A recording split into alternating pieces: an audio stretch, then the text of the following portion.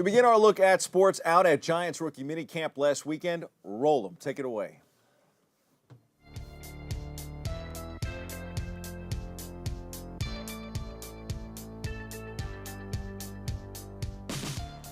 I think day one was very productive. Thought the guys competed pretty well. They were able to take from the meeting rooms and the walkthroughs to the field the information and really perform at a pretty high level for a first time out. We'll try to add to it today. It felt good. I was talking to my old former teammates from they're all over the place, just talking to everybody. But we're all just excited. I'm really excited to get out here, get a chance to play football.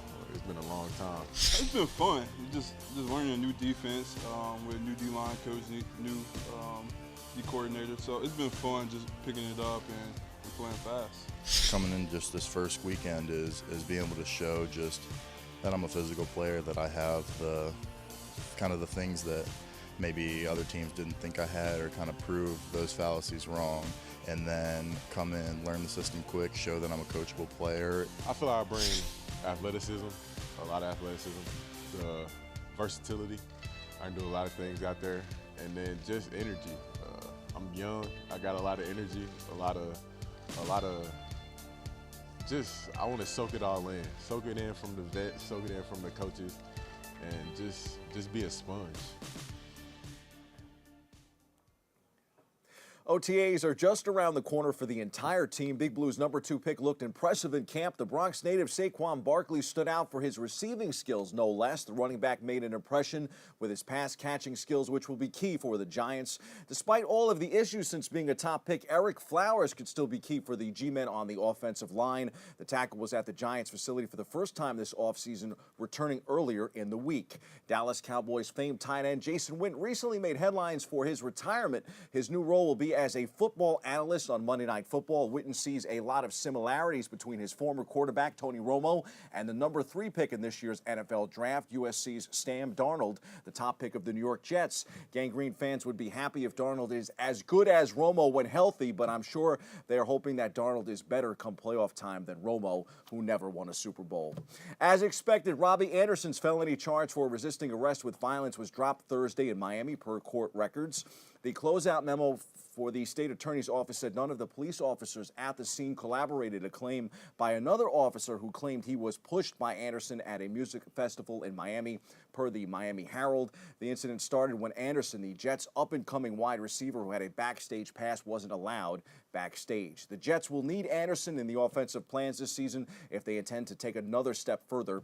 He was one of the bright spots this past season. Now he just needs to stay out of trouble. Giants quarterback Eli Manning is out of trouble. A settlement has been reached in a lawsuit that claimed the Giants signal caller provided bogus game-worn equipment that was sold to unsuspecting collectors. Meanwhile, trouble has found former Yankees second baseman Robinson Cano, and it appears to be on him. Major League Baseball announced suspension for Cano on Tuesday, saying he tested positive for a diuretic, which violates the league's drug prevention and treatment program. The Seattle Mariners second baseman accepted the suspension under the sports drug policy. A player is not automatically suspended for use of a diuretic unless MLB can prove he intended to use it as a masking agent for steroids. Cano's positive test for a banned substance and his subsequent 80-game suspension came as no surprise to one of his former teammates, Mark Teixeira. Teixeira overlapped with Cano for 5 seasons in New York during a guest appearance on the Michael Kay Show on 98.7 ESPN New York on Thursday. The former first baseman was asked if he ever suspected Cano of using performance-enhancing substances. "Yeah, I don't really want to get into too much detail. I love Robbie. I'm just not surprised," Teixeira said. Cano, of course, was best friends with both Alex Rodriguez and Melky Cabrera during his time with the Pinstripers, both of which were linked to steroid use.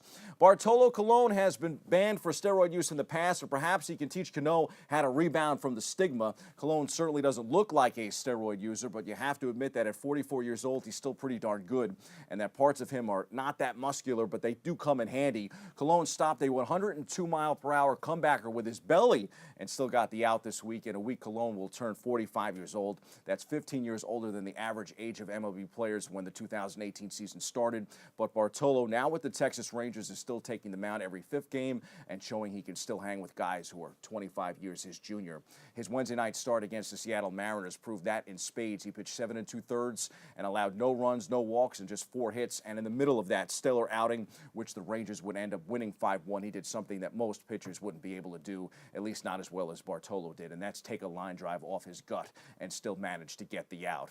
Staying with baseball, but bringing the conversation back to the Bronx, the Yankees continued their stellar play, but before Mother Nature intervened this week, the Bronx Bombers would take 2 of 3 from the Oakland A's last weekend. But the one game they did lose was a feel-good story for one of their former prospects. The Yankees dealt then injured Dustin Fowler last season as part of the Sonny Gray deal. Fowler returned to the Diamond last Friday night here in the Bronx and recorded his first career hit against Gray. Here's more. It was awesome. It was a blast. I enjoyed every minute of it. Especially late in the game when they were starting to try to come back. I mean, the crowd was so loud you couldn't hear yourself think. So it was awesome. I had a long journey ahead of me from last year to now, but I was happy to actually get my hit here. So it was fun. We were pulling for him, and to come back and get his first start here, and get his first hit here, I think was kind of apropos for, coming full circle for him. I know he doesn't play with you guys anymore, but it was nice to see Dustin get back in action. Oh yeah, especially picking up his first hit, man. It's many more to come out of him, and he's got a bright future ahead of him, and just wish him the best. It's exciting to see him at Yankee Stadium and playing him where he belongs in the major leagues. How much did the injury motivate you to get back? I mean, it was tough. It helped me not take for granted the days looking at stuff in the future instead of now. I just look at it day by day and be thankful I'm back on the field, because I could have easily lost my career in that incident. So it just helps me not take anything for granted and be happy every day I'm on the field. The Yanks watched as Mother Nature suspended their Tuesday game in the nation's capital with the score tied 3-3 against the Washington Nationals. Rain and inclement weather postponed Wednesday's games too, which will now be made up on June 18th. Rain isn't a big deal. Postponed games, not even a big deal. Not having a hotel when you're stuck at the airport, yeah, that's a big deal. There were no 5-star hotels for the Yanks on Wednesday night. In fact, it was just the opposite for the American League's hottest team. The Yankees spent the night at the International Airport in Virginia. General Manager Brian Cashman said after their scheduled flight to Kansas City for the start of a weekend series against the Royals was delayed for close to 12 hours with hotels in the Washington area at near capacity. At such a late hour, the Yankees opted to spend the overnight either waiting in the terminal or on the plane itself. Hopefully, jet lag doesn't trip up the Yanks in Kansas City. The Bombers did have the off day Thursday. Manager Aaron Boone says the Yanks will tweak their pitching rotation a bit going to Kansas City and Texas. CC Sabathia will now goes tonight. Luis Severino pitches Saturday against the Royals. Sonny Gray will close the series Sunday. Masahiro Tanaka now goes Monday in Texas. Domingo Germán follows Tuesday against the Rangers, and Germán will be a bullpen option the next couple of days, too, Boone said. The Yanks will also have options in the outfield after recalling top prospect Clint Frazier. Frazier is still part of the Yankees for now, Aaron Boone says. With a few lefty pitchers on the trip to Kansas City and a fresh bullpen, the Yankees wanted that extra bat. The Yankees reinstated Brandon Drury from the DL and assigned him to AAA Scranton, meaning rookie Miguel Andujar likely will remain New York's starting third baseman for the time being. He's played well enough to stay here in the Bronx. I guess the Knicks felt that actor Ethan Hawke didn't play well enough in the media to keep his free celeb tickets. After publicly criticizing the team, Hawke lost his tickets. I've been a Knicks fan for a long time, he said, but I got kicked out of the Garden. They won't give me my tickets anymore.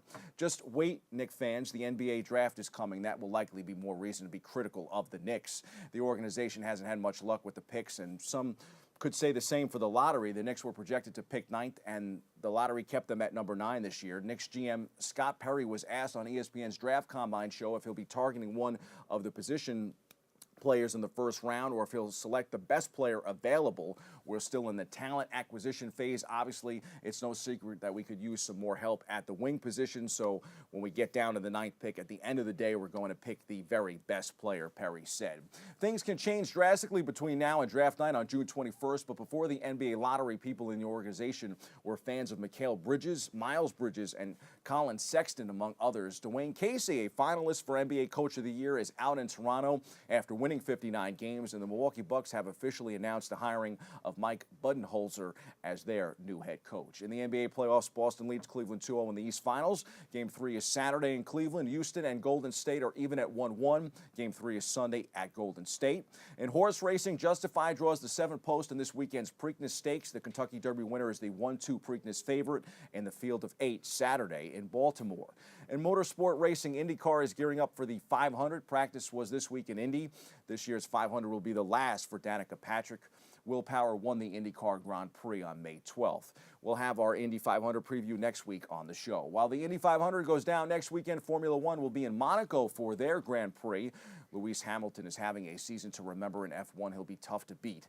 Another famous course is up next for the MotoGP riders. Le Mans is next on the schedule. That's this Sunday in France. And former F1 star Felipe Massa is heading to Formula E. He has signed a deal to race in the electric-powered cars series, which is coming to Brooklyn, New York in July. And on a final sports roundup note, the Supreme Court cleared the way on Monday for states to legalize sports betting, striking down a 1992 federal law that had prohibited most states from authorizing sports betting. The 6-3 ruling is a victory for New Jersey and other states who have considered allowing sports gambling as a way to encourage tourism and tax revenue. The NCAA, NFL, and NBA have backed the federal prohibition.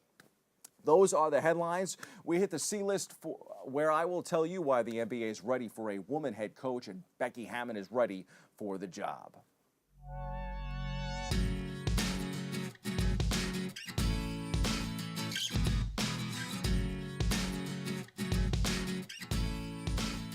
I typically have used this time of year to celebrate moms in the C-list. I thought about doing so last weekend, of course, but I was hoping to save the C-list for this week's show with the hopes that the Milwaukee Bucks should do something the NBA has never done before. I also found it fitting since Sunday will be my mom's birthday, and I know as a feminist, she spent her entire life championing women's rights. I thought we would be able to celebrate our first female president, but of course the nation had different plans. And it still looks like the NBA might not make Hammon historic, but the news that Hammon was becoming the first to land an interview for an NBA head coaching job was big news. After another underwhelming season, the Milwaukee Bucks fired their head coach and reportedly invited Hammon, an assistant coach for the San Antonio Spurs, for a first-round interview to replace him, making her the first woman ever with a shot at an NBA head coaching position.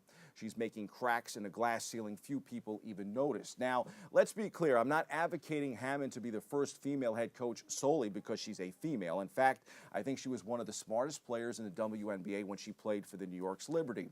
She's also part of Greg Popovich's coaching tree in San Antonio. She's qualified. After the news broke, Pau Gasol, a San Antonio Spurs player who has experienced Hammon's coaching firsthand, and wrote an open letter as to knock down a few of the silly arguments and talking points against Coach Hammon's candidacy and the larger idea of a female NBA head coach. Hammon has proved that a woman can make it in a man's world. That was a lesson I learned as a kid thanks to my mom, and I think it's time that the NBA and many of the other professional sports leagues got the memo too.